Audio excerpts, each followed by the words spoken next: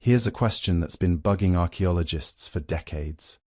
What if everything you learned about the beginning of civilization is wrong? Not a little wrong. Completely, fundamentally turn the textbook upside down wrong. What if the story didn't start where we think it did? What if what we call the beginning is actually just the middle, or maybe even the end of something much older, much stranger, and way more sophisticated than we ever imagined? Right now, if you crack open any history textbook, you'll find the same story. Civilization began in Mesopotamia around 3500 BC. The Sumerians built the first cities, invented writing, created complex governments, and basically kicked off everything we recognize as civilized life. Before that, just nomadic hunter-gatherers wandering around, living hand-to-mouth, leaving nothing behind but stone tools and cave paintings. That's the narrative. That's what we've been teaching for generations. Sumer is the cradle. Everything before is prehistory. End of story. Except it's not the end of the story.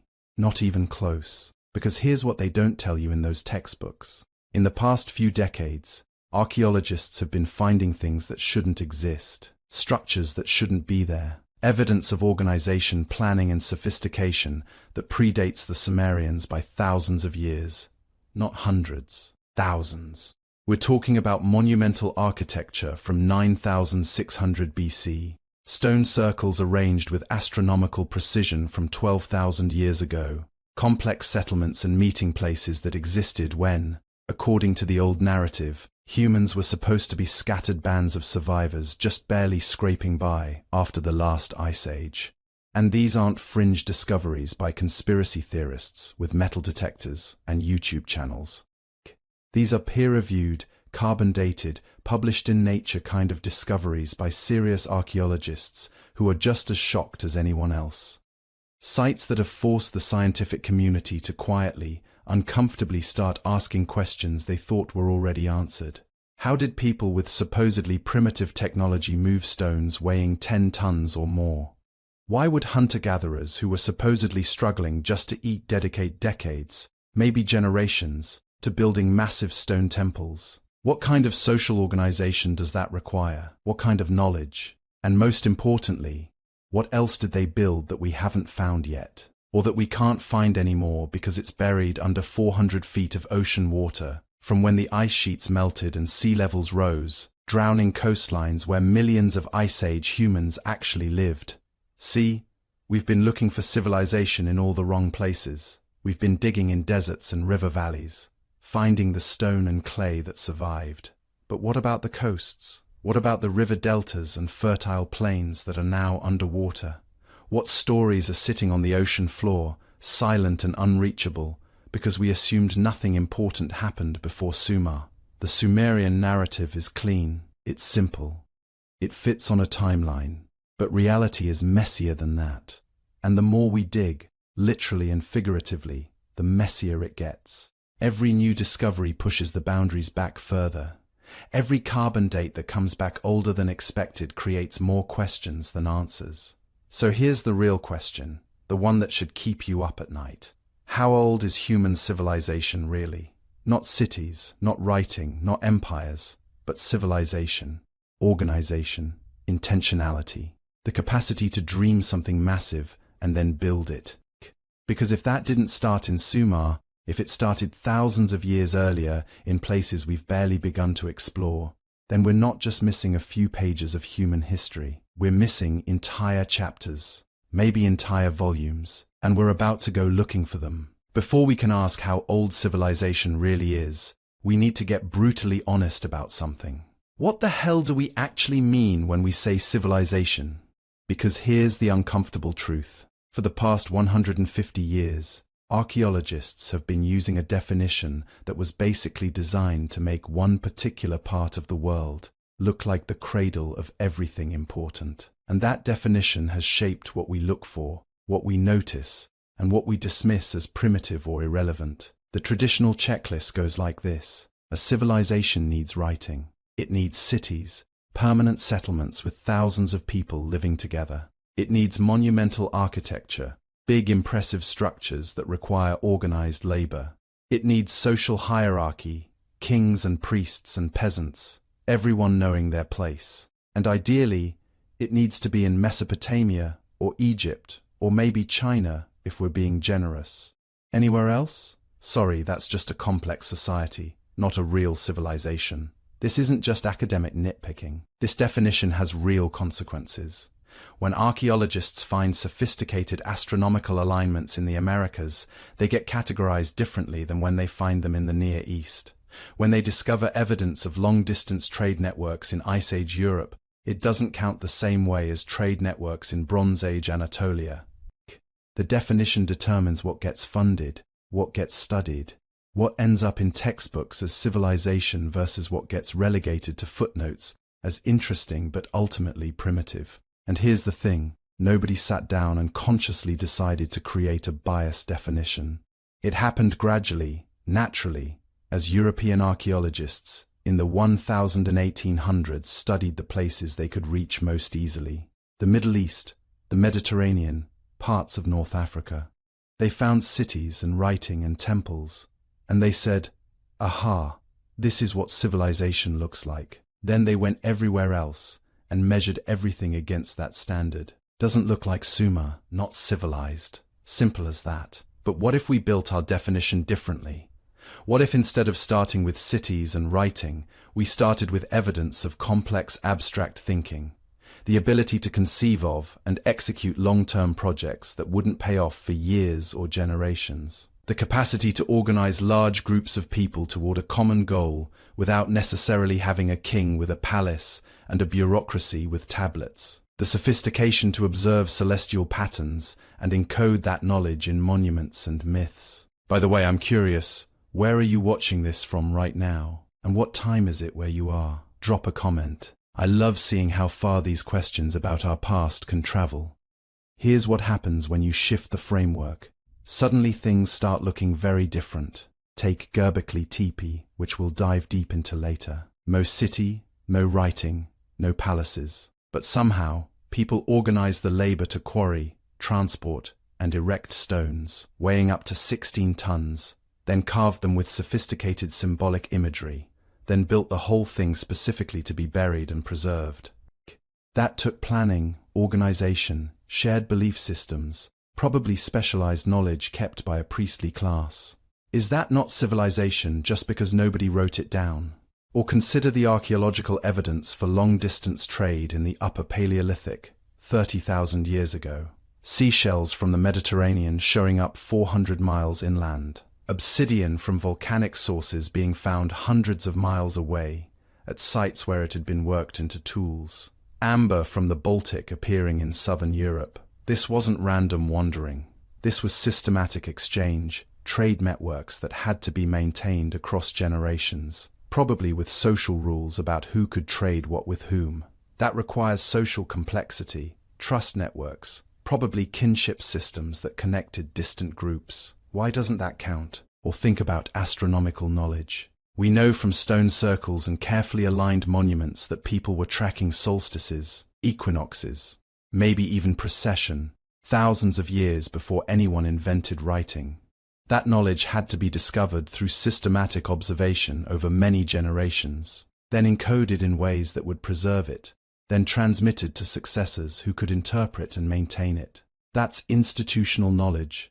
That's exactly what writing eventually lets civilizations do, just using different technology. The traditional definition privileges certain technologies, writing, metallurgy, irrigation agriculture, over others. But what about the technology of building in wood rather than stone, which would leave almost no archaeological trace? What about sophisticated boat building that let people navigate open ocean thousands of years before the Bronze Age? What about the social technology of maintaining cooperation and knowledge sharing across scattered populations without written codes or standing armies? We're starting to realize that our definition has been too narrow, too focused on the specific path that led to the civilizations we know best. Sumer, Egypt, the Indus Valley. Those places developed in particular environmental contexts, with particular challenges and opportunities. They needed writing because they developed complex economies that required record-keeping. They needed cities because irrigation agriculture created concentrated food surpluses in river valleys. They needed monumental architecture partly to demonstrate power in flat landscapes where everyone could see everything. But other environments might produce equally sophisticated societies that solve problems differently. Mobile populations that never build permanent settlements but maintain complex social networks across vast territories. Societies that encode knowledge in oral traditions and physical landscapes rather than written tablets. Cultures that organize around shared ritual and cosmology rather than centralized political authority. When we broaden the definition, we're not trying to be inclusive for its own sake. We're trying to recognize that civilization, at its core, is about humans transcending immediate survival, needs to create something larger. Shared meaning, accumulated knowledge, coordination at scales beyond the family band. The specific form that takes, cities or stone circles, ziggurats or astronomical alignments, might vary wildly depending on environment and circumstance. This matters because it changes what we look for in the deep past. If we're only looking for proto-cities and early writing, we'll miss evidence of complex societies that organize differently. If we assume civilization requires agriculture and permanent settlement, we'll dismiss sophisticated Ice Age cultures as mere hunter-gatherers. If we think monumental architecture has to mean temples and palaces, we might overlook monuments built for entirely different purposes. So when we ask how old is civilization really, we're not just asking about dates. We're asking what we're willing to recognize as civilization in the first place. And once we open up that definition, once we start looking for complexity and sophistication in forms we hadn't considered, the timeline starts stretching back much, much further than Sumer. Back past the agricultural revolution, back into the Ice Age itself, back to a world we're only beginning to understand. Let's talk about Sumer. For most of the 20th century, if you asked an archaeologist when civilization began, they'd point you straight to southern Mesopotamia, to the land between the Tigris and Euphrates rivers, somewhere around 4,500 to 4,000 BC. This was the benchmark, the measuring stick, the starting line of human civilization. And on the surface, it makes perfect sense. The Sumerians gave us cities, real cities, not just villages that got too big for their own good. Places like Uruk, which by 3,200 BC had maybe 40,000 people living within its walls. That's not a settlement. That's an urban center with all the problems and innovations that come with cramming that many humans into one place. They gave us writing. Cuneiform, those wedge-shaped marks pressed into wet clay tablets. The earliest examples date to around 3,400 BC, starting as basic accounting records, tally marks for grain and livestock. But within a few centuries, they're writing down laws, recording history, composing poetry. The Epic of Gilgamesh, one of humanity's oldest surviving stories, comes from Sumer. A tale about a king searching for immortality, wrestling with what it means to be human, asking the same existential questions we're still asking today. They gave us monumental architecture, ziggurats, those massive stepped pyramids that dominated the Sumerian skyline. The White Temple at Uruk sat atop a ziggurat 40 feet high, visible for miles across the flat Mesopotamian plain. These weren't just buildings, they were statements, declarations that humans could reshape the earth itself, pile stone upon stone until they touched the realm of the gods. They gave us bureaucracy, which sounds boring until you realize what it actually means. Specialized professions, professional administrators, scribes, priests, accountants. Division of labor at a scale never seen before. Some people farming, others making pottery, others keeping records, all coordinating their efforts through increasingly complex social hierarchies. They gave us mathematics. The base 60-number system the Sumerians developed is why we still have 60 seconds in a minute and 360 degrees in a circle. They calculated the area of fields, tracked the movements of planets, developed geometrical concepts that wouldn't be formalized in the West for thousands of years. So yeah, calling Sumer the first civilization seems reasonable. This is where all the pieces come together for the first time in a way archaeologists can definitively document. Cities, writing, monumental architecture, specialized labor, mathematics, organized religion, centralized government. Check every box on the civilization checklist and Sumer lights up. That's why it became the default starting point. That's why your history textbook probably had a chapter titled something like The Dawn of Civilization, Ancient Mesopotamia. The evidence was clear, abundant, and impressive. Case closed. Except here's the thing that should bother you. It's the same thing that bothered some archaeologists, even back when Sumer was first being excavated in the late 1800s and early 1900s. The sophistication appears too suddenly.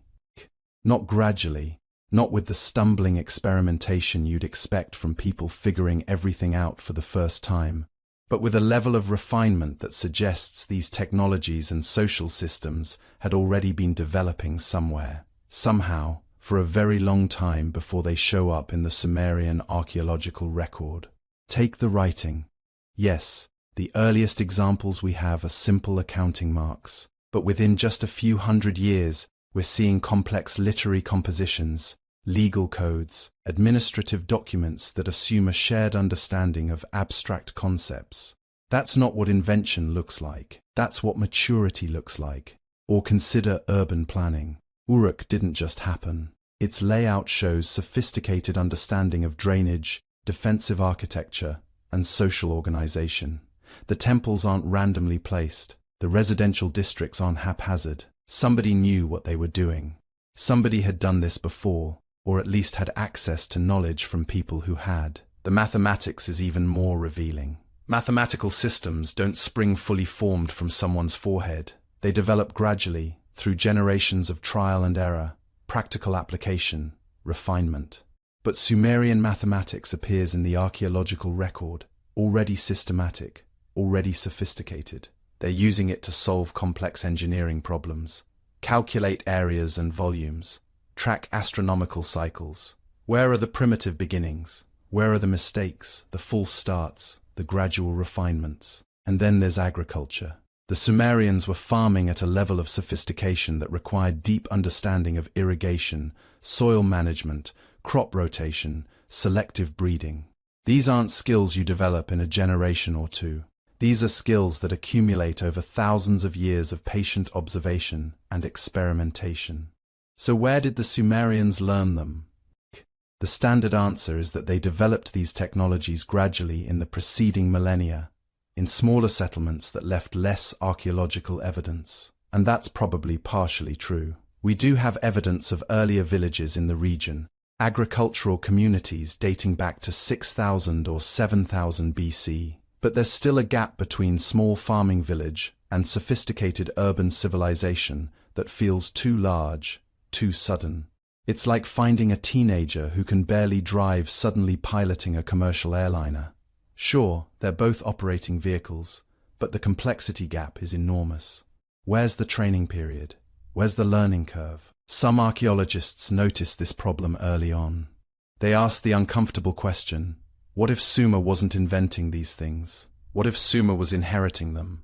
What if somewhere else, earlier, there had been development of sophisticated social technologies, agricultural systems, perhaps even early forms of record-keeping and monumental construction, and that knowledge had somehow been passed down, transmitted, preserved through some mechanism we haven't fully understood? That's a dangerous question in archaeology. It opens doors to all kinds of speculation, some of it productive, some of it less so. It invites theories about lost civilizations, ancient advanced cultures, all the stuff that makes mainstream archaeologists nervous, because it can slide very quickly into pseudoscientific nonsense.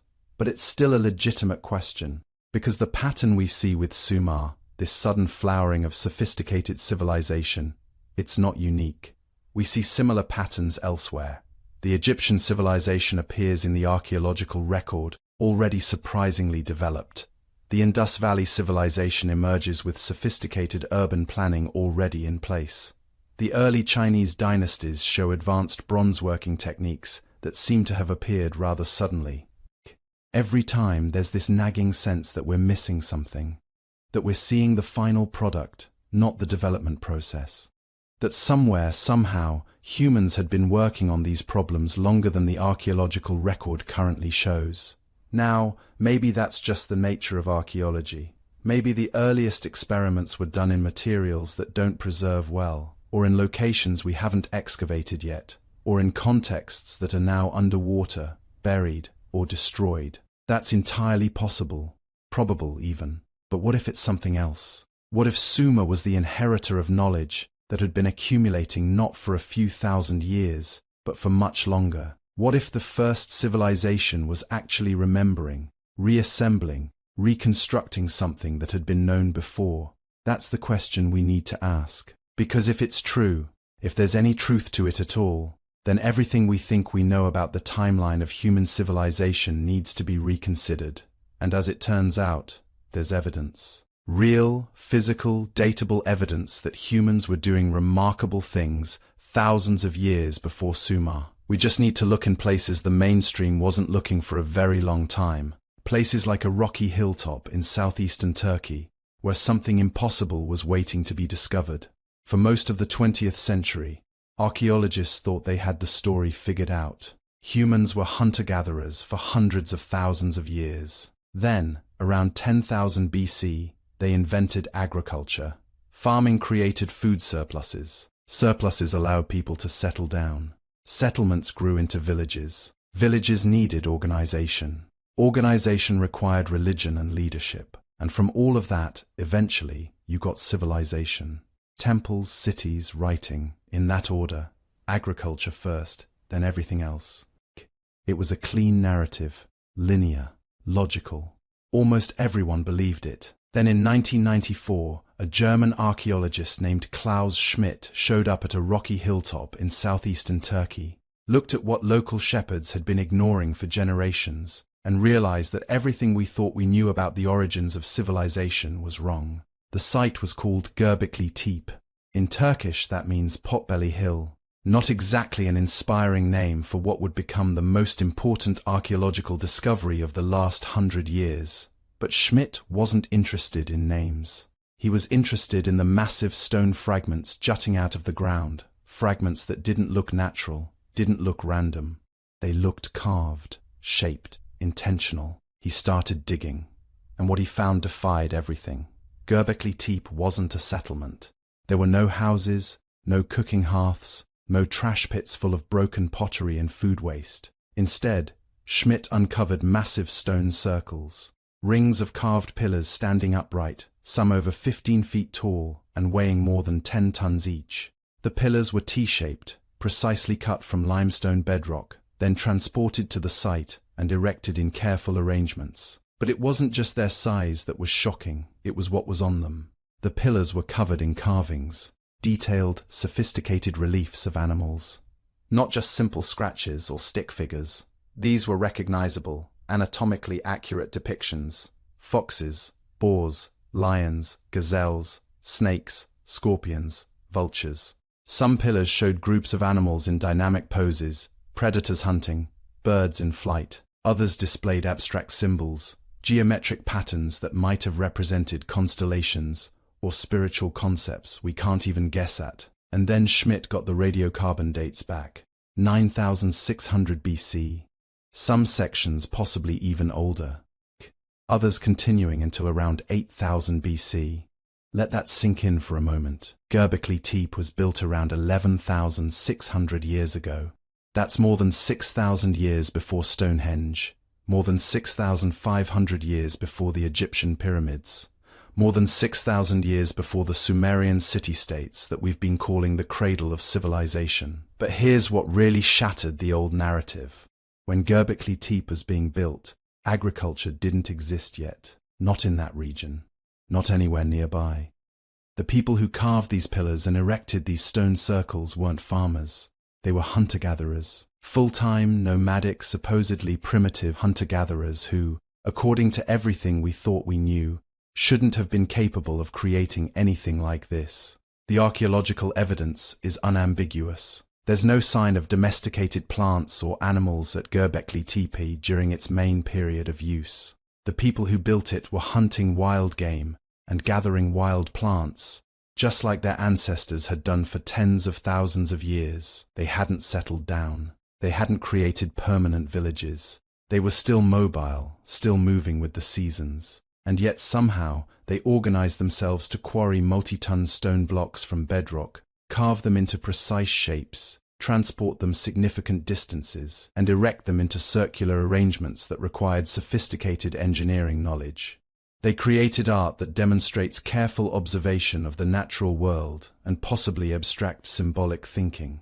They built structures that would have required hundreds, maybe thousands of people working together over extended periods. This wasn't supposed to be possible. The old model said you needed agriculture to create food surpluses. You needed surpluses to free up labor for non-food producing activities.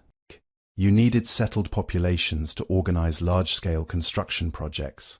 You needed all of that before you could build monuments or develop religion complex enough to require ceremonial architecture. Göbekli Tepe flipped that entire sequence on its head. Schmidt realized he was looking at something revolutionary. These hunter-gatherers had built the monuments first. They had developed organized religion, shared belief systems, and social hierarchies complex enough to mobilize massive labor forces, all before they had farms, before they had permanent settlements, before they had any of the things we thought were prerequisites for civilization. In fact, Schmidt began to argue something even more radical. Maybe the monuments caused agriculture. Maybe the need to support the workers building and maintaining places like Göbekli Tepe created pressure to develop more intensive food production methods. Maybe religion didn't emerge from agriculture. Maybe agriculture emerged from religion. The evidence at the site supports this wild idea. As excavations continued, archaeologists found that the region around Göbekli Tepe is where some of the world's first domesticated grains originated. Genetic analysis shows that ancient varieties of cultivated wheat and barley developed within a few hundred miles of the site, at exactly the same time period when Göbekli Tepe was in use. Coincidence? Maybe. But it's starting to look like the seasonal gatherings at Göbekli Tepe, where different hunter-gatherer groups came together for ceremonies and celebrations, created exactly the conditions that would favor experimentation with plant cultivation. Large groups gathering regularly in the same location would deplete wild resources quickly. They'd need to find ways to increase food availability. They'd notice which plants grew back fastest. They'd start protecting and eventually cultivating the most productive varieties. Religion didn't follow agriculture. Agriculture followed religion. But Göbekli Tepe raises as many questions as it answers. Maybe more. Why did they build it? The site clearly wasn't residential. No one lived there full time. Was it a temple? A gathering place for seasonal festivals?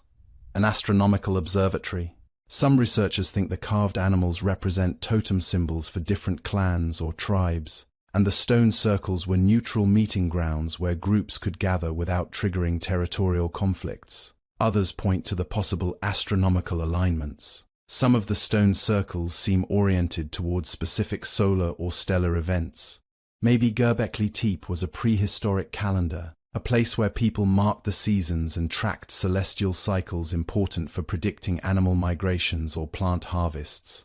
And then there's the mystery of its end. Around 8000 BC, after more than 1,500 years of use, Göbekli Tepe was deliberately buried. Not destroyed, not abandoned, buried.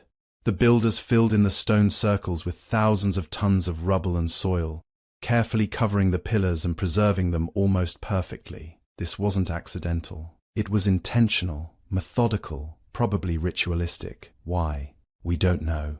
Was the site considered too sacred to leave exposed? Did the belief system that created it transform into something else? Did the emerging agricultural societies that were replacing the old hunter-gatherer cultures view the monument as a relic of a dying world? The deliberate burial at least explains why Göbekli Tepe survived when so many other sites from this period have vanished. Protected under layers of earth, the carvings remained pristine for 10,000 years, waiting for a curious German archaeologist to uncover them. But here's what keeps archaeologists awake at night. Ground-penetrating radar suggests that what's been excavated so far, maybe 5% of the total site, is just the beginning. There are at least 20 additional stone circles still buried beneath Potbelly Hill, waiting to be uncovered. Each one might contain new carvings, new clues, new revelations about what our ancestors were capable of 12,000 years ago. And if Göbekli Tepe exists, if hunter-gatherers in southeastern Turkey were building massive stone monuments in 9600 BC, what else is out there? What other sites remain undiscovered, buried under millennia of sediment, hidden in regions that haven't been systematically surveyed? The answer, it turns out, is that Göbekli Tepe wasn't alone. It wasn't even unique. It was part of something much bigger. Göbekli Tepe wasn't alone. That's the part that should terrify and excite you in equal measure. For decades after its discovery, archaeologists treated it as an anomaly, a bizarre outlier. One crazy group of Stone Age people who decided to build a temple complex for reasons nobody could quite explain, then went back to hunting and gathering like nothing happened. Problem solved.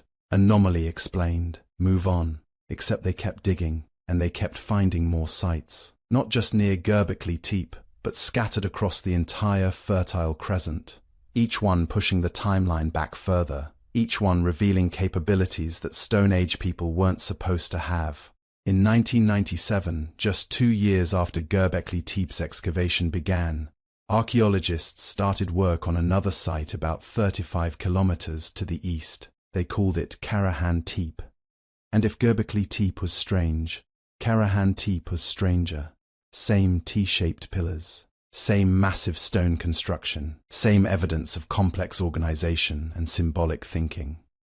But Karahan Tepe had features that Göbekli Tepe lacked. The most striking, carved chambers hollowed directly into the bedrock. Whoever built this place didn't just pile stones on top of the ground.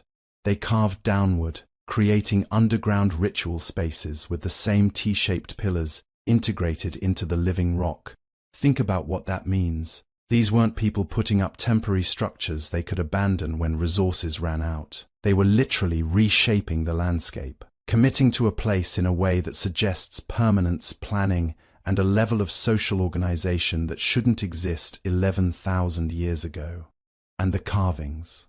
At Karahan Tepe, the iconography becomes even more explicit. Human figures with exaggerated features, serpents coiling around pillars, and everywhere the same mysterious symbolism that appears at Göbekli Tepe. These sites were connected, part of a shared cultural system that spanned hundreds of square kilometers. But it gets deeper.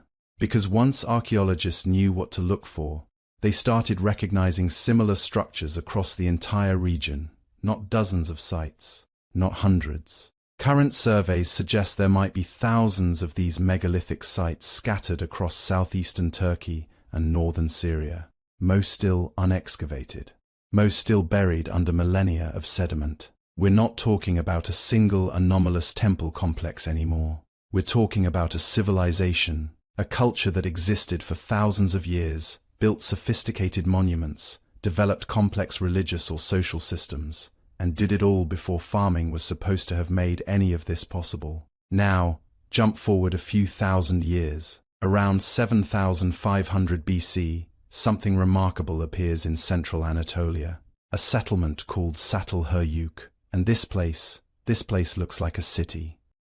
9,000 people living in mud brick houses so tightly packed together there were no streets. None. You entered your house through a hole in the roof. You walked across your neighbor's rooftops to get anywhere. The whole settlement was essentially one massive interconnected structure covering 13 hectares. The first excavators in the 1960s thought they'd found evidence of some kind of proto-urban experiment, a failed attempt at city living by people who didn't quite know what they were doing. But the more they dug, the weirder it got. The houses at Çatalhöyük were elaborately decorated. Not just simple paintings, but complex murals covering entire walls. Geometric patterns that required planning and skill to execute. Hunting scenes showing dozens of human figures pursuing wild cattle. And bulls. Bulls everywhere. Bull horns mounted on walls. Bull skulls buried beneath floors. Stylized bull heads modeled in plaster and painted in bright colors. This wasn't random decoration. This was systematic iconography. A symbolic language that every resident would have understood. The same symbolic language, by the way, that shows up at Göbekli Tepe and Karahan Tepe. The bull motif appears at all three sites, suggesting cultural continuity across thousands of years and hundreds of kilometers. But here's what really challenges everything we thought we knew about early human societies. The houses at Çatalhöyük show no evidence of hierarchy, no elite residences, no palace, no temple separate from ordinary life. Every house was basically the same size. Every family had access to the same resources. They buried their dead beneath the floors of their homes, and genetic analysis shows no correlation between burial location and social status. This was a complex, organized society of thousands of people who somehow maintained equality for over 1,000 years. They had no kings, no priests, no warrior class. Yet they built and maintained a settlement that required extraordinary levels of cooperation and planning. How? How do you get 9,000 people to live that closely together without developing hierarchies, without warfare, without the social structures that supposedly emerge inevitably when human populations reach a certain density? Nobody knows. But Çatalhöyük proves it's possible. Now, go back even further. Between 15,000 and 11,500 years ago, the Natufian culture emerged in the Levant. These people were doing things that weren't supposed to happen for thousands more years. They were building permanent settlements, not seasonal camps. Permanent year-round villages with stone foundations and substantial structures. They weren't farmers yet. That's what makes this so important. The Natufians were still hunter-gatherers, but they'd figured out how to stay in one place. They were harvesting wild cereals so systematically that they developed the first sickles, stone blades set into wooden or bone handles specifically designed for cutting grain. They were storing food in plastered pits. They were beginning the long, slow process of manipulating their environment in ways that would eventually lead to full agriculture. And they were burying their dead with a level of care and ritual that suggests complex beliefs about death, ancestry, and the afterlife. Natufian graves contain elaborate grave goods, shells brought from the Mediterranean coast, stone tools and weapons, bodies positioned carefully, sometimes with heads removed and buried separately. Some burials show evidence of feasting, suggesting communal rituals involving dozens or hundreds of people.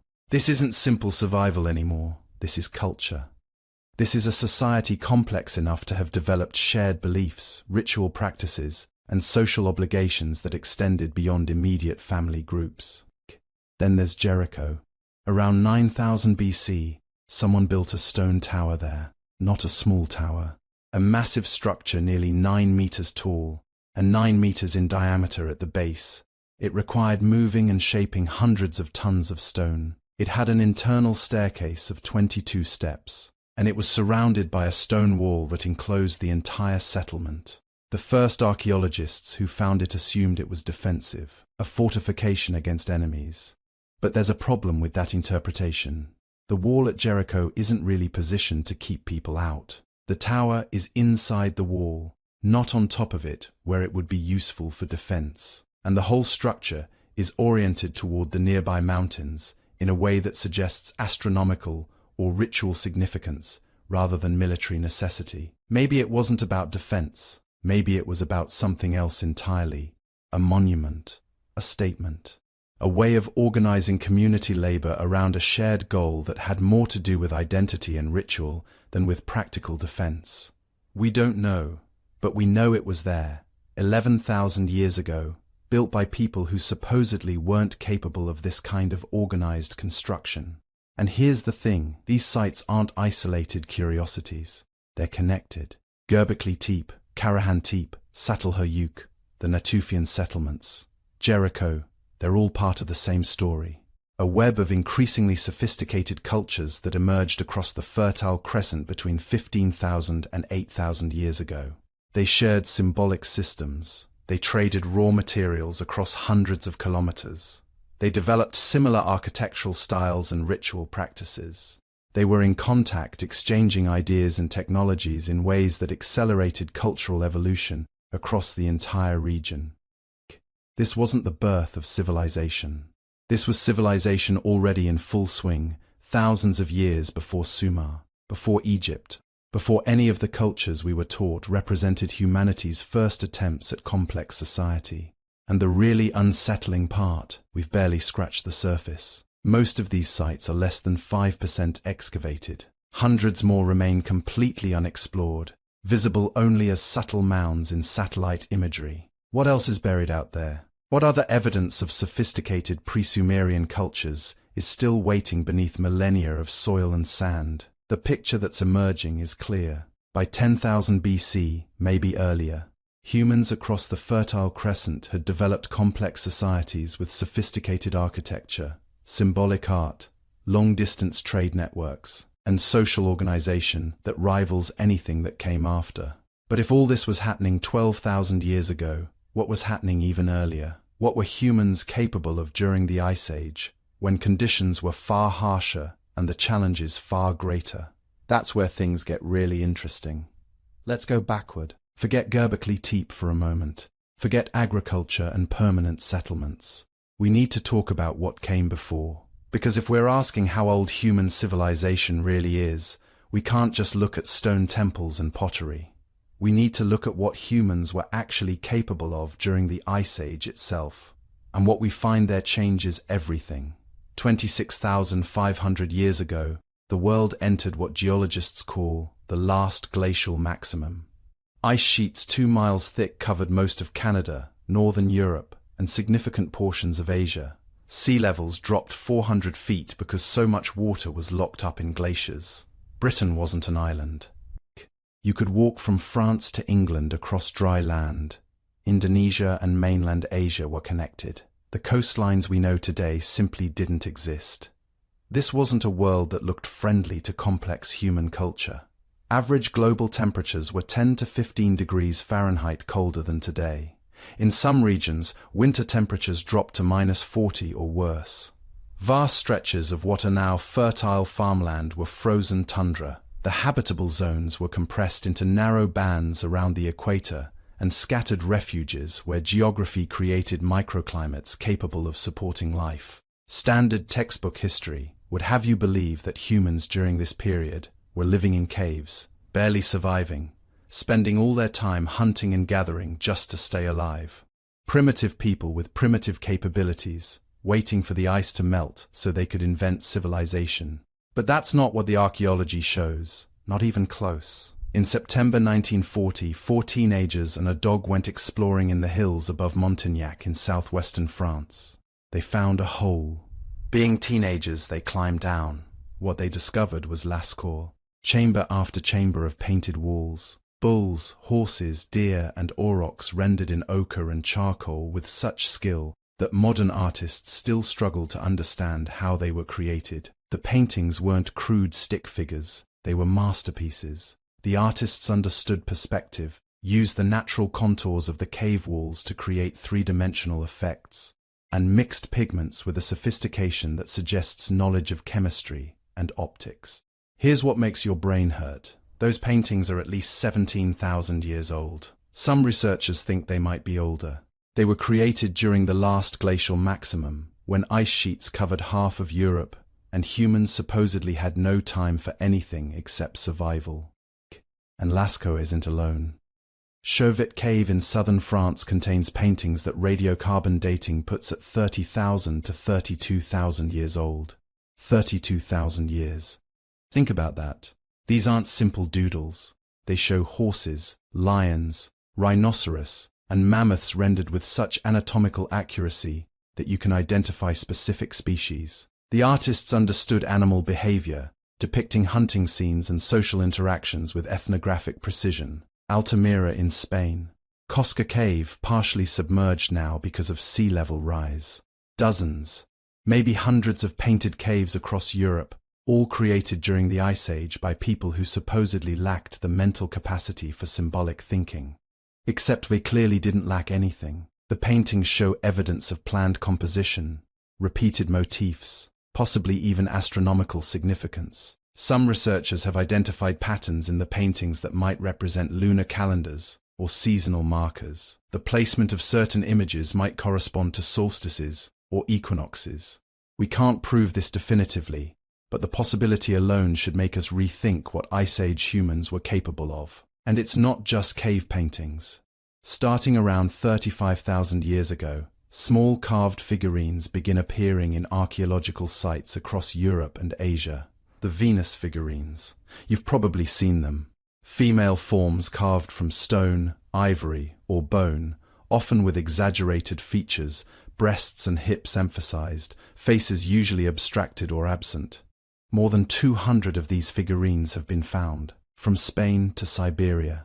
That's a geographic range of over 3,000 miles, and they're remarkably similar in style and execution. This isn't coincidence. This is evidence of a shared artistic tradition, of cultural exchange across vast distances, of communication networks that spanned entire continents. Think about what this means. These weren't isolated bands of survivors huddled around fires. These were people who traveled, who traded, who shared ideas and artistic styles across thousands of miles during the Ice Age. When conventional history says long-distance contact was impossible, the tool technology from this period tells the same story. Upper Paleolithic humans weren't making crude stone choppers.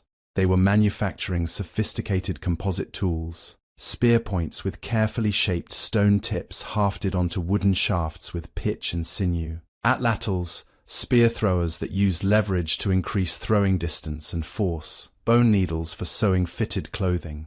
Fishhooks, harpoons with detachable heads. Nets weighted with carefully worked stone sinkers. This is engineering. This is systematic problem solving and knowledge transmission across generations. You don't just wake up one morning and invent a fishhook. You need to understand materials, stress points, design principles. You need to be able to teach these skills to your children so the knowledge doesn't die with you. And the trade networks. Archaeological analysis of stone tools shows that raw materials were moving hundreds of miles from their sources. Obsidian from specific volcanic deposits in Turkey shows up in sites 500 miles away. Seashells from the Mediterranean appear in archaeological contexts deep in Central Europe. Amber from the Baltic reaches sites in southern France. This isn't casual trade. This is systematic exchange, probably involving intermediary groups, definitely requiring social structures complex enough to maintain relationships across multiple generations. You need trust. You need reciprocity. You need the ability to remember who owes what to whom, to maintain relationships with people you might only see once every few years. You need, in other words, exactly the kind of complex social organization we associate with civilization. But let's go even further back, because the evidence of sophisticated human behavior doesn't start at the last glacial maximum. It goes much, much older. 65,000 years ago, humans reached Australia. Let that sink in. Australia was never connected to mainland Asia, even during the lowest sea level stands of the Ice Age. To reach it required crossing at least 50 miles of open ocean. You can't accidentally drift to Australia. You need boats. You need navigation skills. You need the ability to provision an expedition with enough food and water to survive days at sea, with no land in sight. This is 55,000 years before Sumer, before agriculture, before pottery or permanent settlements. And humans were building boats sophisticated enough for open ocean voyaging. The same thing happened in the Pacific, island hopping across Indonesia, reaching New Guinea and eventually the Solomon Islands. Each jump requiring increasingly sophisticated maritime technology. By 30,000 years ago, humans had colonized islands that required multi-day voyages out of sight of land. These weren't desperate refugees fleeing catastrophe. These were explorers. People confident enough in their technology and skills to deliberately set out for horizons they couldn't see. That takes planning. That takes accumulated knowledge. That takes culture. So when did modern human behavior really emerge? Archaeologists used to talk about a creative explosion around 40,000 years ago, when art and sophisticated tools suddenly appear in the archaeological record. But that model is collapsing. Every year, new discoveries push the timeline back. Evidence of pigment processing 100,000 years ago, engraved ochre pieces from Blombo's cave in South Africa, dated to 75,000 years. Shell beads from North Africa, 82,000 years old. The cognitive revolution wasn't a sudden event. It was a gradual accumulation of capabilities, probably beginning long before the Ice Age, refined and elaborated by populations who had hundreds of thousands of years to develop sophisticated cultural traditions. By the time the ice sheets finally began retreating around 19,000 years ago, humans weren't primitive survivors waiting to invent civilization. They were already civilized. They had art, trade networks, seafaring technology, complex social structures, and accumulated knowledge passed down across countless generations. They were ready for what came next. Ready for the discoveries that would be made when the ice finally melted and revealed landscapes that had been buried for 100,000 years. Ready to build something permanent. Now zoom out. Take everything we've been talking about. Small bands, emerging networks, early symbolic thinking. And imagine where those people would actually want to live when the Ice Age started softening its grip. Not on some freezing plateau miles from anything useful. On the coast. Shorelines are cheat codes for survival. You get all the good stuff at once. Stable temperatures compared to the interior. Predictable tides. Rivers meeting the sea, concentrating nutrients. Shellfish you can gather without sophisticated tools. Fish runs that happen year after year. Seabirds, eggs, seals, maybe even stranded whales if you're lucky. And on top of that, the coastline itself becomes a highway. You can walk, paddle, or sail along it, keeping land in sight, following the same route generation after generation. If you're a clever Ice Age human trying to build reliable food strategies, trade routes, maybe even early ritual centers, the coasts are where you go. There's just one problem. We've lost almost all of them. During the last glacial maximum, around 20,000 years ago, the world looked very different. Massive ice sheets locked up so much water that global sea levels were more than 120 meters, almost 400 feet lower than they are today. That doesn't just mean a bit more beach. It means entire continents had different shapes. Huge shelves of land extended miles out from our current shorelines. Island chains were connected. Narrow straits disappeared. What's now shallow seafloor was once dry land, valleys, plains, river deltas. In other words, if you drew a map of prime real estate for Ice Age humans, enormous chunks of it are now under the ocean. Think about what that means for archaeology. Every time you see a map of ancient sites, you're seeing only the part of the world that happens to still be above water. It's like trying to reconstruct a movie when 3/4 of the frames have been burned. We know humans loved coasts whenever they could get to them. Some of the earliest firmly dated seafaring in the world comes from places like Wallacea, those islands between Asia and Australia. People were crossing deep water there more than 40,000 years ago. On South Africa's southern shore, sites like Pinnacle Point show humans systematically harvesting shellfish, using complex tools, and maybe even painting with ochre more than 100,000 years ago. If they were doing that on the surviving scraps of coast we can still dig, what was happening on the continental shelves that are now 50, 80, 100 meters underwater? We don't have to guess completely blind. The ocean has already coughed up some hints. In the North Sea, there used to be a world called Doggerland. Today, anglers drag their nets across a shallow, murky seafloor between Britain and mainland Europe. But 10,000 years ago, that wasn't seafloor. It was a vast lowland of rivers, lakes, forests, and wetlands stretching from what's now eastern England to Denmark and the Netherlands. We only discovered it because of accident and persistence. Fishermen kept hauling up ancient bones and stone tools with their catch.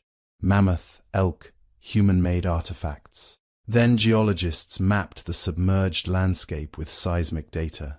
What emerged was astonishing. Not just a drowned coastline, but an entire lost country. Hill ridges, river valleys, floodplains. Places where people clearly lived, hunted, and probably traveled between what later became islands. And Doggerland is just one region where we've pulled the veil back a little. Off the west coast of India, in the Gulf of Combat, sonar surveys have revealed what some researchers interpret as geometric patterns on the seafloor. Straight lines, right angles, possible foundations. The The claims here are controversial. Dating is difficult, and alternative explanations like natural formations or later disturbance are always on the table. But pottery shards and artifacts have been dredged up from the area. Some claim to be more than 9,000 years old. Whether that specific site turns out to be a true proto-city or not, we already know India's coasts preserve drowned archaeological material. Further south at sites like Pumpuhar, offshore structures align with the idea of ancient settlements lost to rising seas during the Holocene. Then there's Yonaguni, off the coast of Japan. Divers there discovered a stepped, terraced formation that looks at first glance almost like a submerged ziggurat or pyramid. Flat platforms, straight edges, staircase-like features dropping into deep blue water. Some geologists argue it's entirely natural, sandstone fractured and eroded along bedding plains. Others, including a few archaeologists, think human modification might be involved: carved steps, smoothed surfaces, maybe even toppled pillars. The jury's still out.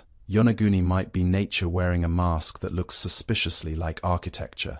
Or it might be a genuine structure heavily modified by millennia of marine erosion. But either way, it raises an important point. Our picture of the ancient world is biased toward what's convenient to dig. Dry land, shallow caves, river terraces we can trench with a backhoe. The seafloor is hard, expensive, and dangerous to explore, so we've barely touched it. This is where the statistical argument hits. If you're imagining the Ice Age world correctly, you have to imagine not just the continents we see today, but the full apron of land that wrapped around them at lower sea levels. Estimates vary, but when the ice sheets melted and the seas rose that 120 plus meters, millions of square kilometers of coastal plain went under. River mouths where early villages might have formed, bays where seasonal camps gathered for fish runs, cliffs and headlands that could have hosted ritual sites, signal fires, or lookout posts. How much of that lost terrain have we systematically surveyed with modern archaeological methods? A tiny fraction, far less than we've combed on land. It's like having a puzzle where 30% of the pieces are visible on the table, 70% slid under the couch, and then declaring you're confident you understand the full picture printed on the box. So when people ask if there were earlier complex societies before Sumer, where are the ruins? Part of the answer might be brutally simple. A lot of the best places to build anything, a harbor, a trading camp, a permanent settlement, are now under tens of meters of water, buried under silt and sand. Now, this is where we have to be careful. It's tempting to jump from "we've lost a lot of coastline" to "there must have been global, Ice Age empires with skyscrapers and satellites." That leap isn't supported by evidence. Nothing we've found so far suggests high technology or anything remotely like modern industrial civilization during the late Ice Age. But that doesn't mean there couldn't have been communities more complex, more permanent, and more architecturally ambitious than what we currently see on surviving inland sites. Think of Göbekli Tepe again. Massive stone enclosures, symbolic animal carvings, organized labor, all built by people who, as far as we can tell, were still foragers. If something like that could be built 11,600 years ago on a rocky hilltop in Anatolia, what might have been built 5,000 years earlier on a fertile, resource-rich coastal plain, now 60 meters underwater? We don't know, and that we don't know is the point. Mainstream archaeology is starting to grapple with this.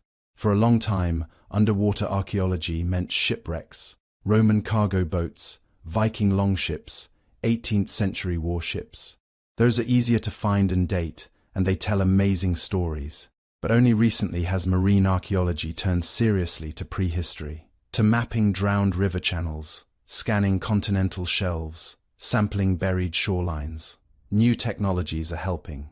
High-resolution multi-beam sonar can paint detailed 3D images of the seafloor. Sub-bottom profilers can see through layers of sediment to buried landscapes. Autonomous underwater vehicles can follow pre-programmed grids, quietly scanning where no diver could stay long enough to work. The first results are already rewriting local histories. Submerged Neolithic camps in the North Sea, ancient forests off the British coast, Submerged stone tools off Australia showing that Aboriginal people once lived on land far beyond today's shoreline. Each discovery is like a postcard from a world we forgot existed. What we don't have yet is the Ice Age equivalent of a city wall, a harbour installation, or a Göbekli Tepe, scale ritual complex lying in 80 meters of water. Maybe those structures never existed. Maybe they were mostly wood and earth, erased by waves and time.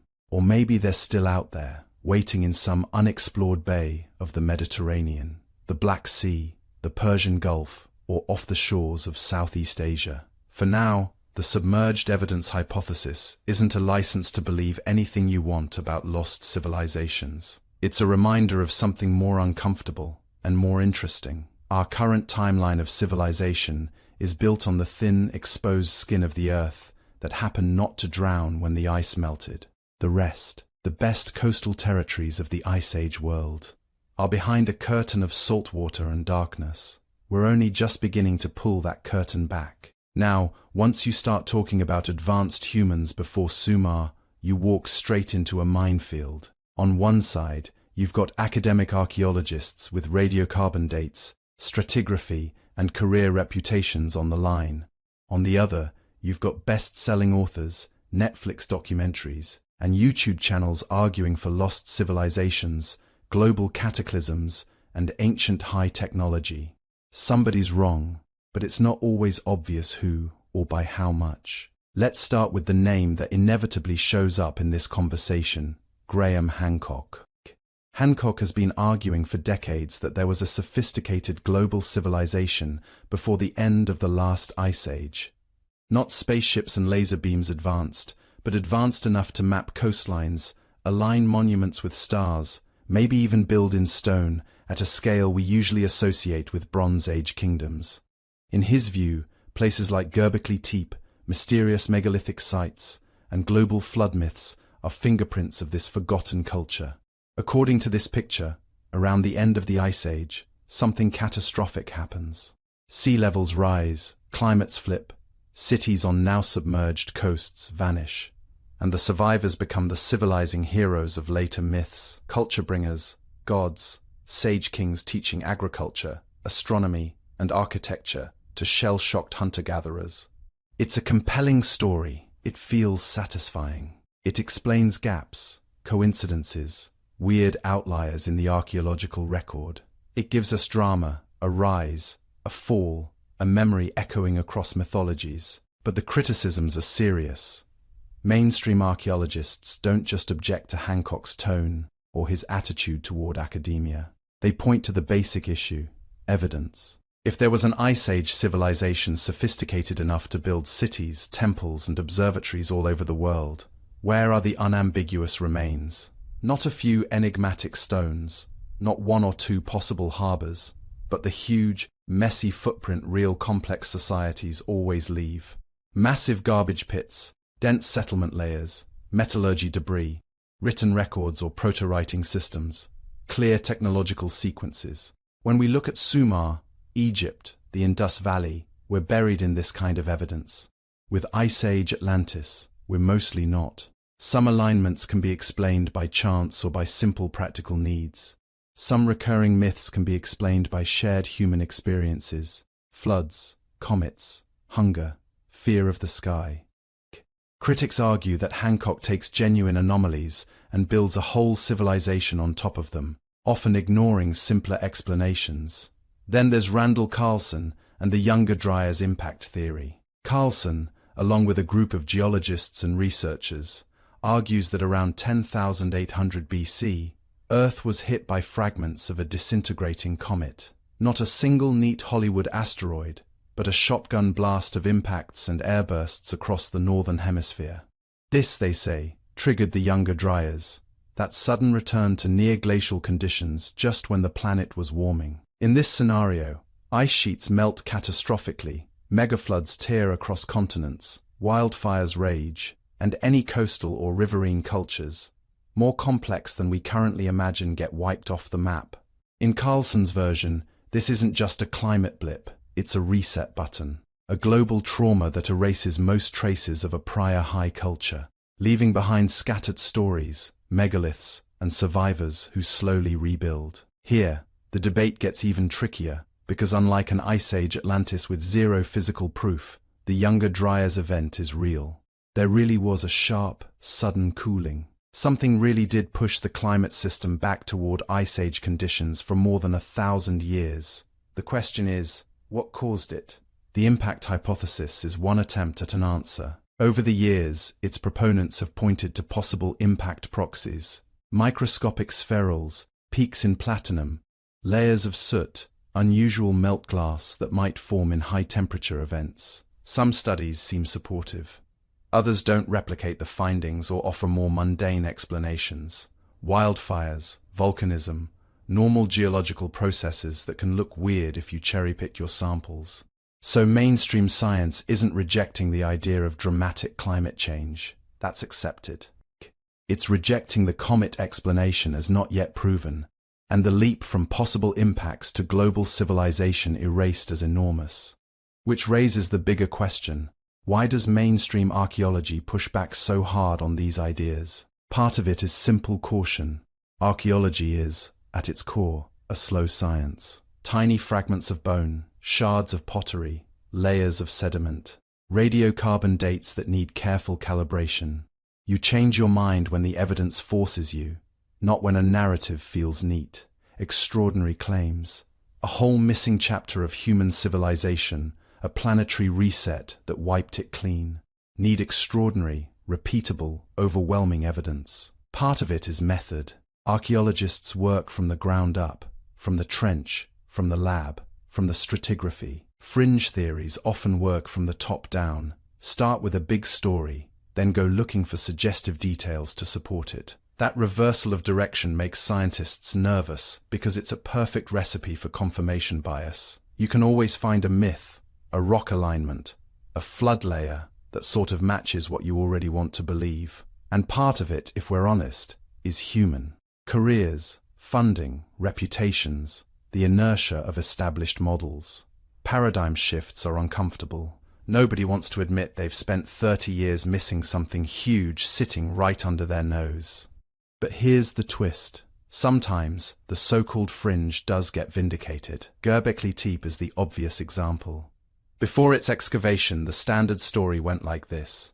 First agriculture, then villages, then towns, then temples. You get organized religion and monumental architecture after you have settled farming communities to fund and feed the builders. Then Göbekli Tepe shows up and casually nukes that timeline.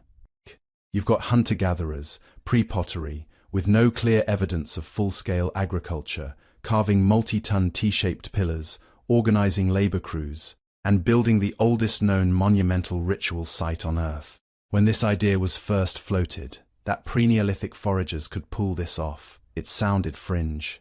It sounded like someone had watched too many documentaries and wanted to rewrite the rulebook. Now, it's in the textbooks. Not because someone shouted loudly enough, but because the evidence was undeniable. Stratified layers, consistent radiocarbon dates, thousands of artifacts all locked in context. The site forced archaeology to accept a new possibility. Complex symbolic culture and organized labor can come before, and maybe even help drive, the invention of agriculture. So the line between fringe and frontier is not fixed. It moves when the data moves it. That's the space we have to live in when we talk about lost civilizations and cosmic cataclysms. Total denial. The current model is complete. Nothing major will change, is a kind of dogma, but uncritical acceptance. If it's dramatic and contrarian, it must be true, is just pseudoscience in a shiny costume. The only way through is an open but ruthless mind. If there really was a sophisticated Ice Age society, we should expect to find more than speculation, systematic evidence, multiple independent lines converging. Underwater surveys, submerged coastlines mapped and sampled, clear stratified ruins, consistent radiocarbon profiles. If the Younger Dryas impact really triggered a planetary disaster, the signatures should show up the same way we see the dinosaur-killing asteroid. Clear global markers, replicated across labs, surviving skeptical attacks. Until then, these ideas live in a liminal space, not completely impossible, not proven, hovering at the edge of what the evidence can support. The danger is that both sides can drift into extremes. On one side, a rigid orthodoxy that reflexively dismisses new data because it doesn't fit. On the other, a seductive mythology that treats speculation as fact and uses any anomaly as proof of everything. If we want to understand what really happened before Sumer, we can't afford either. We need archaeologists willing to drag sonar across drowned continental shelves, geologists willing to re-examine impact proxies, and yes, popularizers willing to ask uncomfortable questions, but also to accept uncomfortable answers when the data doesn't cooperate. Because the deep past doesn't care what story we prefer, it only cares what actually happened. And to get closer to that, we need to look hard at one of the biggest suspects in this whole debate, the Younger Dryas itself. Did something around 10,800 BC slam the reset button on human progress? Or are we projecting drama onto a climate curve we barely understand? To answer that, we have to zoom out again. From stone circles and speculative cities, to a planet lurching in and out of ice. Now jump forward. It's around 10,800 BC. Your ancestors are living in a world that finally seems to be calming down. The last glacial maximum is fading. Ice sheets are retreating. Temperatures are rising. In the Near East, wild wheat and barley are thick on the hillsides. In Anatolia, hunter-gatherers are experimenting with semi-permanent camps. Along coasts and rivers, people have mapped every fishing ground, every migration route, every seasonal plant. For thousands of years, the trend has been the same: warmer, wetter, more predictable. And humans, as always, have been taking advantage of it. Then, almost overnight, the planet slams on the brakes. This is the Younger Dryas. From about 10,800 to 9,700 BC, global climate plunges back into near-glacial conditions. In Greenland ice cores, you can see it as a cliff. 1 decade, temperatures are rising. A few decades later, they've dropped by as much as 10 degrees Celsius in some regions. Not a slow drift, a snap.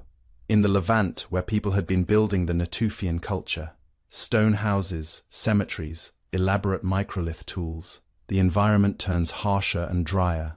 Wild cereals that had supported large, semi-settled communities fail. In Europe, forest retreat and steppe returns. In North America, ecosystems are thrown into chaos. For more than 1,000 years, the climate yo-yos between brutal cold and unstable warmth. Rainfall patterns shift, glaciers advance again. Rivers change course. Species that had been recovering after the Ice Age suddenly find themselves in a new disaster movie, including us. So what happened? The conservative explanation is simple: complex feedbacks in the climate system. Melting ice sheets dump freshwater into the North Atlantic, shutting down ocean circulation and plunging the Northern Hemisphere back into a deep chill. No aliens, no doomsday rock from space, just physics. But in the last 2 decades, another idea has been forcing archaeologists and geologists to pay attention. A cosmic impact, not a dinosaur killer on the scale of Chicxulub, more like a swarm of medium-sized objects. Comets or fragments of a disintegrating body, slamming into the ice sheets and atmosphere. Why even consider this? Because scattered across sites from North America to Europe to the Middle East, researchers keep finding the same strange fingerprints right at the Younger Dryas boundary, a paper-thin black layer in the soil, loaded with microscopic spherules formed at extremely high temperatures. Glass-like materials called melt glass that seem to have required temperatures hotter than most wildfires can produce. And nanodiamonds, tiny crystals that form under intense heat and pressure, the kind you'd expect from impacts or airbursts. At some sites, there are peaks of platinum and iridium, elements associated with meteorites. At others, charcoal spikes suggest continent-scale wildfires. Layer after layer of normal sediment. Then this razor-thin horizon of weirdness. Then a world that looks different. Right on cue, megafauna begin to vanish. In North America, mammoths, mastodons, giant ground sloths, saber-toothed cats, short-faced bears. Species that had survived multiple glacial cycles. disappear within a few centuries of the onset of the Younger Dryas. Similar extinctions hit parts of Europe and the Middle East. Climate change alone can do a lot. Human overhunting can do a lot. But some researchers argue that the pattern and timing fit better with a sudden catastrophic event layered on top of those pressures. Is the cosmic impact hypothesis proven? No. It's controversial, heavily debated, and some claim signatures have turned out to be less clear than first thought. But the Younger Dryas boundary layer is real, and whatever caused it, the world that came after was not the same as the world before. So what did this mean for humans? Imagine you're part of a community in the Natufian heartland around 11,000 BC. Your grandparents remember a world that seemed to be getting easier. Large, stable settlements, stone architecture, intensive harvesting of wild grains, maybe even the first tentative experiments with tending favored plants. You live in a culture that knows exactly when certain foods are in season, how to exploit multiple ecological zones, how to store surplus. You're not civilized in the later sense. No writing, no cities. But compared to Ice Age foragers, your world looks almost Proto-Neolithic. Then the climate flips. Harvests fail unpredictably. Game moves into new territories. Droughts bite. Or in other regions, floods rip through valleys as glacial lakes overtop and empty in catastrophic pulses. What happens to knowledge in that kind of world? Complex ecological know-how is only useful if the ecology stays roughly the same. Detailed maps of river fisheries, subtle timing of when to exploit a marsh, specialized tools adapted to a certain animal.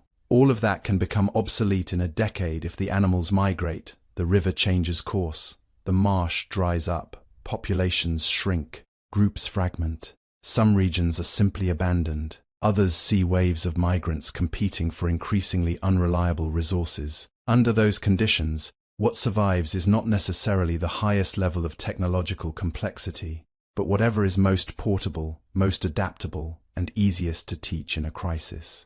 You get population bottlenecks, not to the extreme 1,280-person level of 800,000 years ago, but local collapses. Chains of cultural transmission snap. Elders die before they can pass everything on. Ritual specialists, skilled artisans, navigators, herbalists, entire professions vanish with the communities that supported them. Thousands of years of accumulated place-specific knowledge can evaporate in a few brutal generations. If there had been pockets of surprisingly sophisticated Ice Age culture, coastal traders, early monument builders, groups experimenting with managed landscapes, the Younger Dryas is exactly the kind of event that could erase most of their traces. This might help explain one of the strangest features of the archaeological record. On one side of the Younger Dryas, we see late Ice Age ingenuity, complex stone tool traditions, possible early architecture, hints of social stratification, people shaping entire ecosystems with fire. On the other side, right after 9,700 BC, when the Younger Dryas finally ends, we see what looks like a sudden flowering, Göbekli Tepe, rapid development of farming in the Fertile Crescent, an explosion of permanent settlements and monumental architecture over just a few thousand years. To some researchers, it looks like a gap, a missing bridge between late Pleistocene sophistication and early Neolithic civilization, as if something interrupted the trajectory, wiped the slate halfway clean, and forced a reboot, a second beginning. And here's where myth creeps in. We tend to treat flood stories as moral tales or pure fantasy, but step back and look at them globally. Myths of great floods, fire from the sky, darkness at noon, a time when the world was destroyed and remade. They appear in Mesopotamia, India, the Americas, Australia, the Pacific, Europe.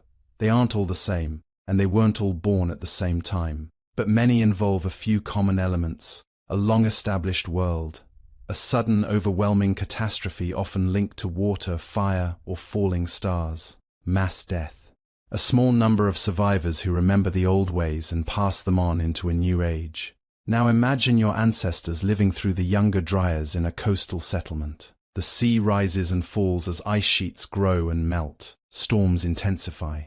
Maybe a fragment from space explodes in the atmosphere, lighting the sky and triggering fires. Rivers surge. Low-lying plains flood. You don't write this down. You tell it, over and over for centuries. Every generation adds details, loses others, edits the story to fit new realities. By the time someone carves it into clay in Sumer or recites it to a Greek poet, the original event is buried under theology and metaphor. But the emotional core, once the world we knew ended, remains. If the Younger Dryas was a global trauma, it would make sense that fragments of it echo in myths from cultures that emerged long after. Not as eyewitness reports, but as distorted memories of a time when climate and catastrophe forced humans to start over. For archaeologists, this raises a troubling question. When we look at the Neolithic revolution after 9700 BC, the rapid rise of agriculture, the sudden appearance of massive ritual sites like Göbekli Tepe, are we seeing the first time humans built complex societies, or are we seeing the first time they rebuilt them after an almost forgotten catastrophe? If the Younger Dryas did act as a partial reset button on human progress, then what we call the birth of civilization might actually be a second chapter. The first chapter, written on Ice Age coasts and river plains now drowned or eroded, would be mostly gone. That doesn't mean lost super cities or laser beams. It could be something quieter but still revolutionary. Sophisticated trade networks, proto-farming, organized ritual centers, complex oral law codes, achievements impressive enough that, when the world stabilized again, descendants tried to recreate them.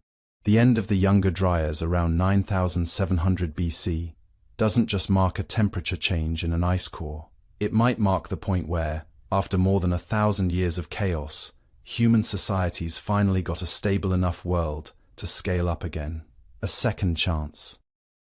And if that's true, then everything that happens next, Göbekli Tepe, Jericho, Çatalhöyük, Sumer, needs to be reread, not as the beginning of the story, but as the comeback.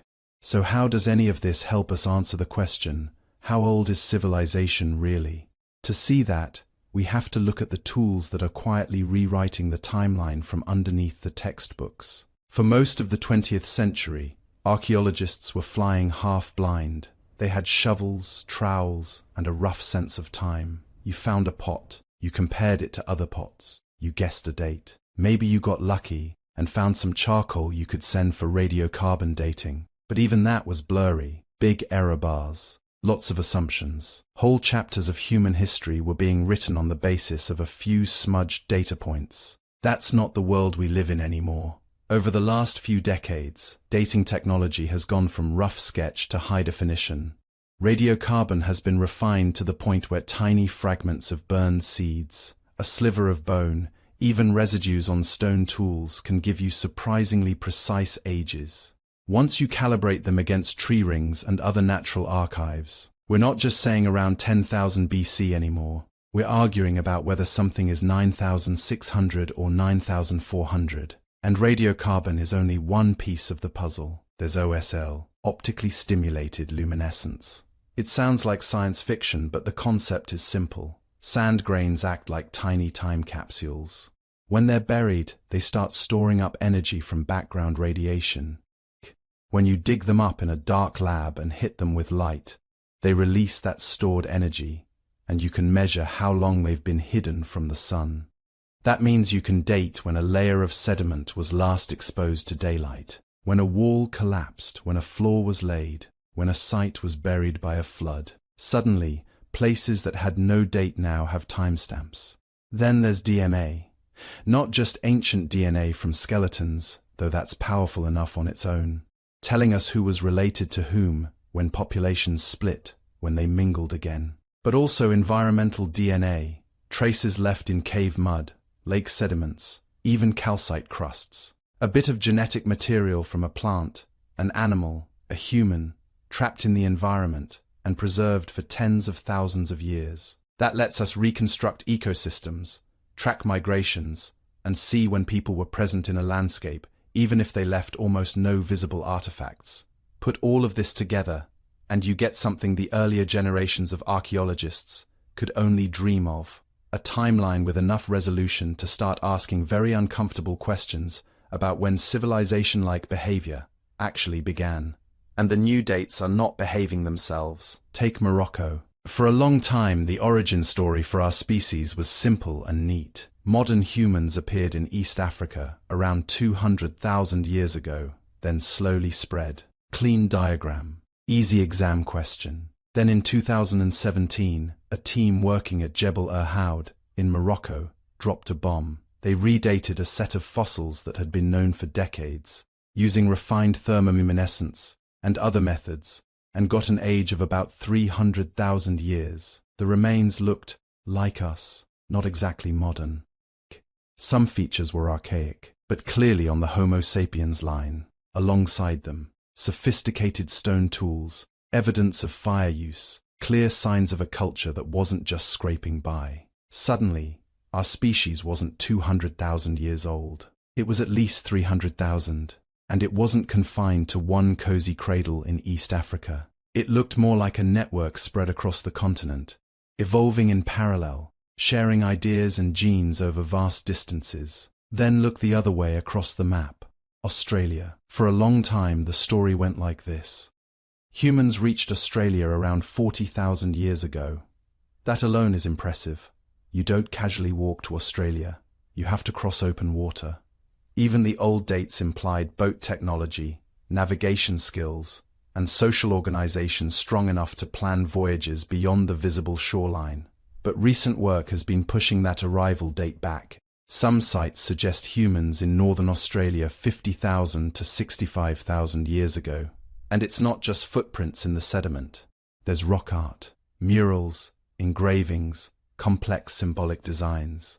That hints at a fully developed visual language. Not people just surviving in a new land, but people bringing a world of stories, rituals, and beliefs with them. So by 60,000 years ago, we have Homo sapiens leaving Africa, building boats, crossing seas, adapting to deserts, jungles, and ice age coastlines, and painting intricate images on rock walls. This is not a species just waking up. This is a species that has been thinking like us for a very long time. And that's the emerging consensus from genetics, archaeology, and cognitive science. Anatomically modern humans had the brain power for modern behavior far earlier than we used to think. The neurons, the language potential, the capacity for symbolic thought, they were all in place tens of thousands, maybe hundreds of thousands of years before cities ever appeared. So why did we wait so long? For decades, researchers talked about a sudden explosion of culture. Around 50,000 years ago, the story went, everything changes at once. Art, ornaments, advanced tools, long-distance trade, the human revolution. It's a clean narrative. You can draw a vertical line on a graph and say, here, this is when we became us. But as more precise dates roll in from more parts of the world, that sharp line is starting to blur. We find engraved ochre and drilled shell beads in Africa at 70,000. 100,000 years ago, we see elaborate hunting strategies long before the supposed revolution. We find hints of personal adornment, pigment use, and possible ritual behavior among Neanderthals as well as modern humans. We see rock art in Australia that implies deep mythologies carried across oceans. Instead of a single explosion, the pattern looks more like a long, slow fuse. Periods of innovation, local breakthroughs, cultural experiments that flare up, fade out, and then reappear somewhere else in a slightly different form. It's not that nothing happened for 250,000 years and then suddenly everything did. It's that we've only just started to detect the earlier sparks. So why do the textbooks still talk like civilization begins in Sumer around 3,500 BC, as if someone flipped a switch and cities popped into existence out of nowhere? Partly, it's inertia. Textbooks are slow to change, university curricula even slower. And Sumer really is a threshold. Writing, formal law codes, large-scale bureaucracy, monumental architecture in baked brick. All clearly visible in the archaeological record. You can point to a tablet and say, this is a contract, this is a receipt, this is a story. That's comforting. The deeper past is not comforting. It's messy, fragmentary. It doesn't give us neat definitions.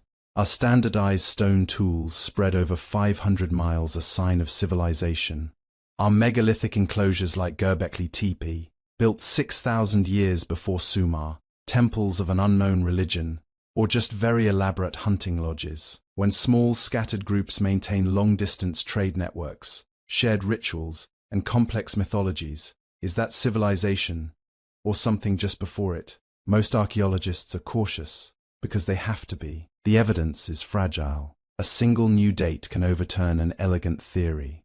Claim too much, and you become a headline today and a punchline tomorrow. But the narrative is shifting, even if slowly.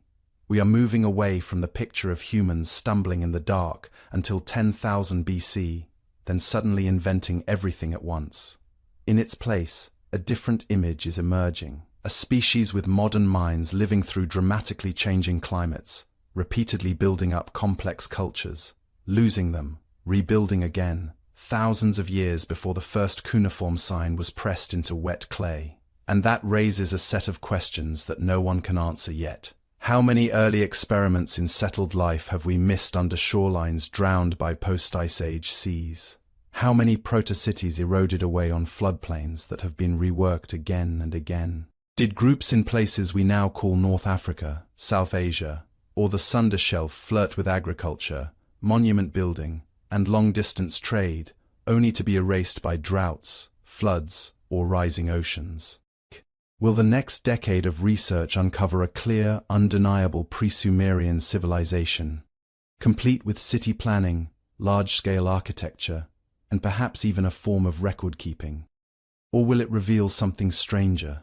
A world of multiple regional traditions, each complex in their own way, none of them quite matching our neat, textbook definition of civilization, but all of them much older than we dared to imagine. Right now, the only honest answer is, we don't know. But the tools keep getting sharper.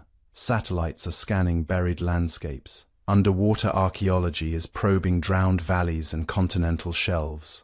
DNA labs are pulling stories out of bones once considered useless. If what we've found in the last 20 years can overturn the old timelines this dramatically, imagine what another 20 might do. And that brings us back to the question at the heart of this investigation.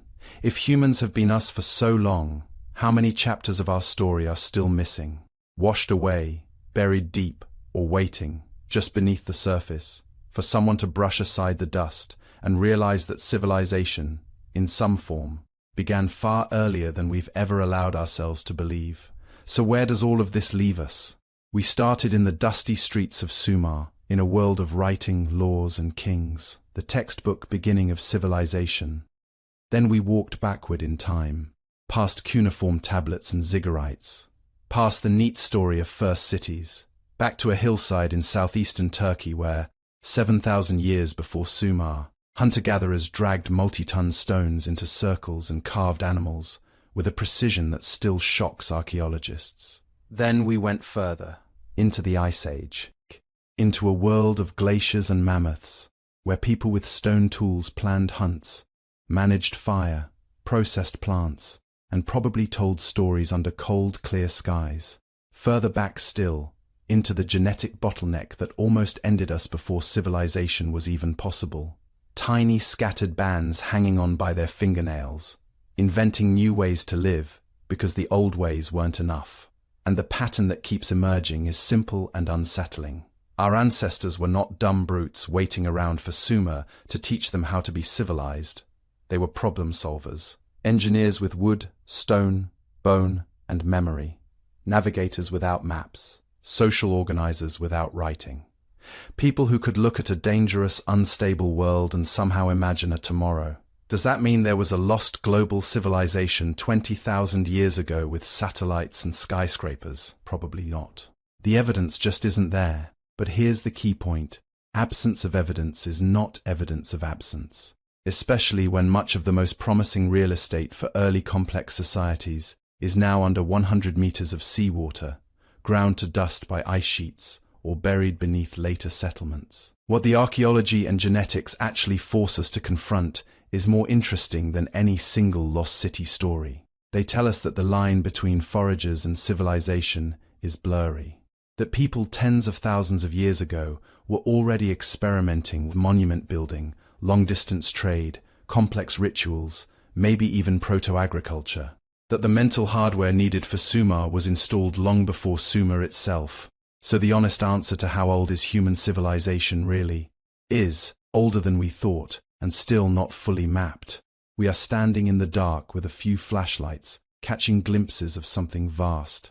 That should make us cautious. It should also make us curious. If you want to be part of that curiosity, hit like so this kind of content reaches more people. Drop a comment and tell me where in the world you're watching from, because this story belongs to all of us. And if you haven't already, subscribe to the channel so you don't miss the next step in this investigation into our deep past. If you'd like to go one level deeper and support the work that goes into these episodes, you can also join our membership here on YouTube. Totally optional, but it helps us spend more time digging into the evidence instead of just skimming the surface. However you choose to be involved, keep questioning, keep exploring. Because the further back we look, the more we realize the real mystery isn't whether an ancient civilization is hiding out there. The real mystery is how much of their story is still hiding inside us.